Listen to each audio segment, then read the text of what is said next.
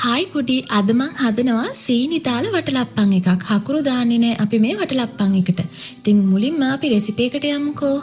මම මුලින්ම මෙන්න මේ තුන පහ ටික මේ විදියට පෑන් එකේ දාලා බැද ගන්නවා. එනසල් තියෙනවා, සාදික්ක තියෙනවා, කුරුඳු තියෙනවා, කරාබුනේටි තියෙනවා. මේ ටික බැදුනට පස්සේ මම ඒක හොඳට කොටා ගන්නවා.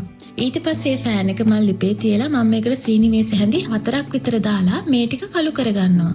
ගොඩාක් ගින්දරේ කළු කරගන්නේ නැහැ. මධ්‍යම ගින්දරේ තමයි අපි මේක කළු වෙන්න දෙන්නේ. ගොඩාක් ගින්දර දැම්මට පස්සේ කර රස එන නිසා මෙන්න මේක කළු පාට වෙනකම් මේ විදිහට කර ගන්නවා. කළු කිව්වට මේක තද දුඹුරු පාට වගේ වෙනකම්. ඒකට මම වතුර මේස හැඳි 3ක් 4ක් විතර දාගන්නවා. ඒක දාලා මම මේ විදිහට මේ කැට නැති වෙන හොඳට මේක දිය කරගන්නවා. ඒක දිය වුණාට පස්සේ අපි අර ඉතුරු කරගත්ත සීනි ටික මම දාගන්නවා.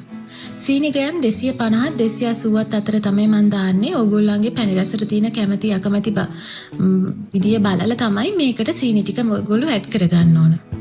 ඒ ටික හොඳට මෙන්න මේ වගේ දිය වුණාට පස්සේ මේක පැණි වෙන්න නොදී මෙදිට වතුර ටිකකුත් දාලා නිකන් උකු ගතියට නමුත් පැණි වෙන්න දෙන්නේ නැහැ.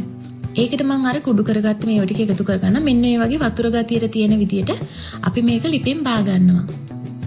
ඊට පස්සේ අපි භාජනයකට බිත්තර 6ක් හෝ 5ක් කඩලා දාගන්නවා.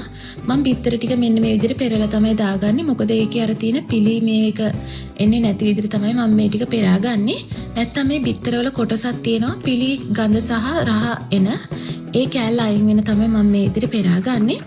ඒ පෙරාගෙන මේ බිත්තර ටික හොඳට ගසා ගන්නවා මම. ඒකට මම වැනිලා චුට්ටක් දාගත්තා. ඒක මේ විදිහට ගසාගත්තට පස්සේ මෙන්න මේ අපි අර හදාගත්ත මිශ්‍රණය ඒක අපි දාගන්නවා නිවුනට පස්සේ. ඒක උණු වෙන්නම් දාන්නේ නැහැ. නිවුනට පස්සේ මෙහෙම දාගෙන ඒකට මම දාගන්නවා පොල් කිරි මේස හැඳි 4ක් 5ක් විතර. ඒක දාගෙන ඉවරලා මම ඒක හොඳට කවලම් කරගන්නවා පැණි එක මේකේ මික්ස් වෙනකම්. හොඳට සීනි මිශ්‍රණය නිවුනට පස්සේ තමයි මේ අපි බිත්තරයකට දාන්නේ. ඒ විදිහට දාලා මෙන්න මේ විදිහට ගසාගෙන ලුණු චුට්ටකුත් දාගෙන එතකොට අපේ මේ මික්ස් එක හදාගෙන ඉවරයි. මේ බලන්න මේකේ කලර් එක හැම පාට අඩුවෙන් ඕන නම් ඒක ඒ විදිහට කර කරද්දී චුට්ටක් කලර් එක අඩුවෙන් තියලා ගන්න. තව ටිකක් පාට ඕන නම් තව ටිකක් කළු කරලා ගන්න.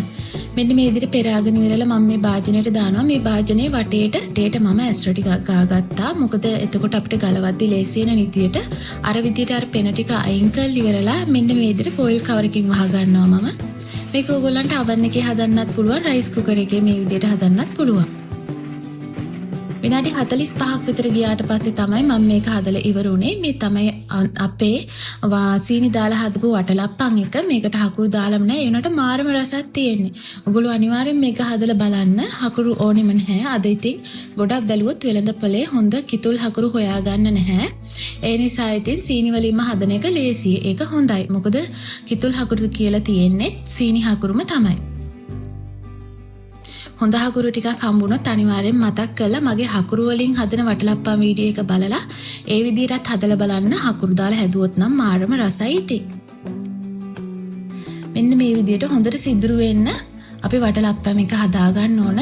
හොඳට බිත්තර ටික ගැසුවා නම් මෙන්න මේ විදිහට සිදුරු වෙනවා. සමහරුන් හදද්දි සිදුරු වෙන්නේ නැහැ. ඉතින් මේ විදිහට බලලා මේ වීඩියෝ එක බලලා හදලා ඔයගොල්ලොත් කාලා බලලා මට කියන්න. අදට ගිහින් එන්න. ගොඩාක් ස්තුතියි මගේ වීඩියෝ එක බැලුවට.